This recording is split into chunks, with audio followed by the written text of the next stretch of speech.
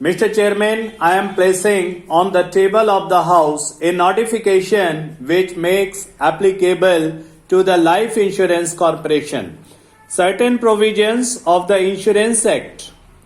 The House will recall that Section 43 of the Life Insurance Corporation Act lays down that these provisions would be made applicable to the Life Insurance Corporation subject to such conditions and modifications as may be specified in the notification.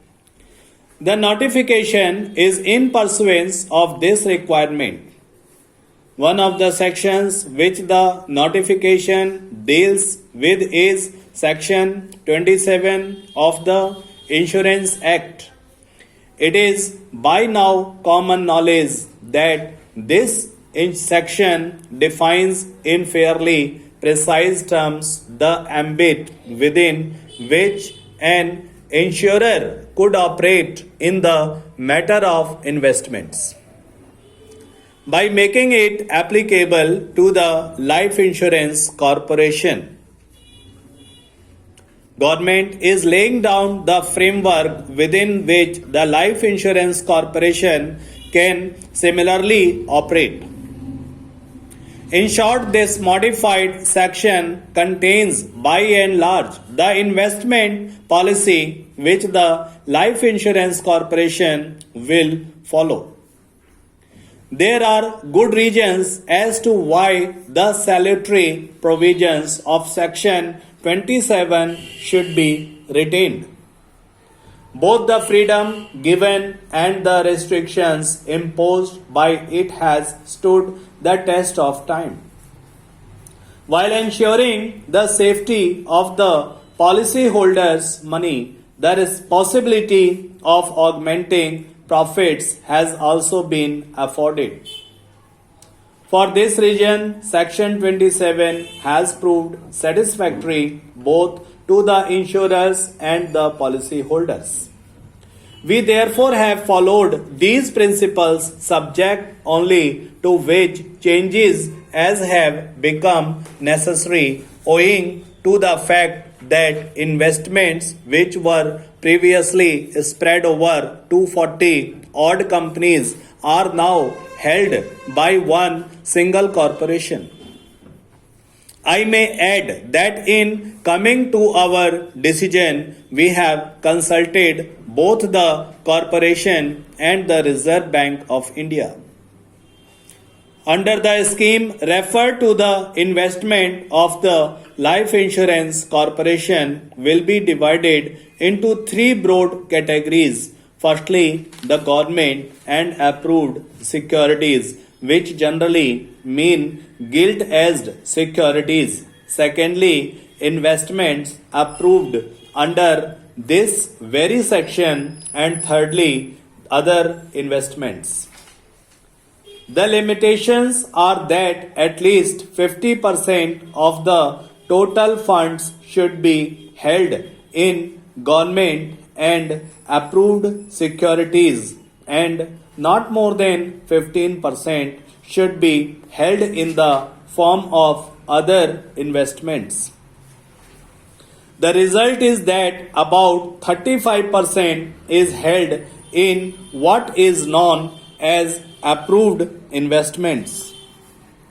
There is also a provision for investment in the private sector.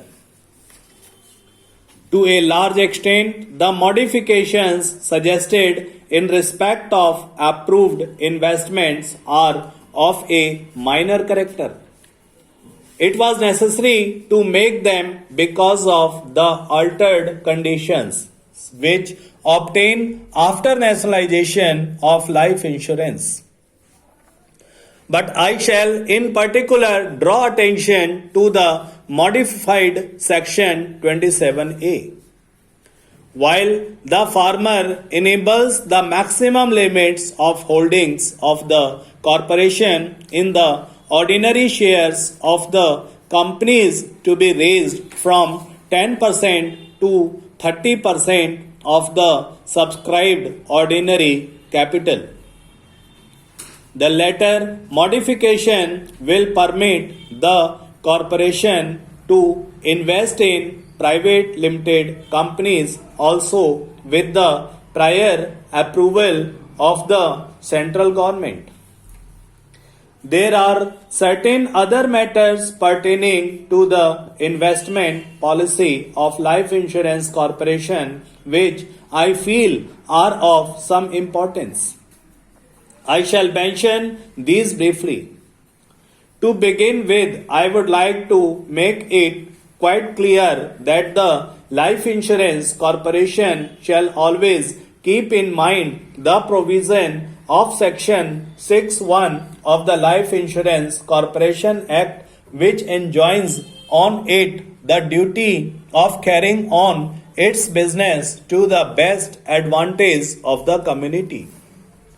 Let me be more specific. Whereas the Life Insurance Corporation will always bear in mind that its primary obligation is to its policy holders whose money it holds in trust and will work as far as possible on business principles. It will never lose sight of the fact that as the single largest investor in India, it has to keep before it the interest of the community as a whole. It will therefore invest in ventures which further the social advancement of the country. It will take no parochial view. Its funds are drawn upon all over India and they will be invested for the good of the entire country. Thus, there shall be a steady diversification of its investable funds, which is an essential requirement of any insurer, particularly the sole insurer of a country. Next, I come to the attitude which the Life Insurance Corporation should adopt in relation to the stock markets. There is not the slightest intention that the Life Insurance Corporation should indulge in speculation and thus take advantage of temporary fluctuations in market prices. It must necessarily invest to a long-term basis. But this should not preclude it from certain buying and selling operations when circumstances so warrant.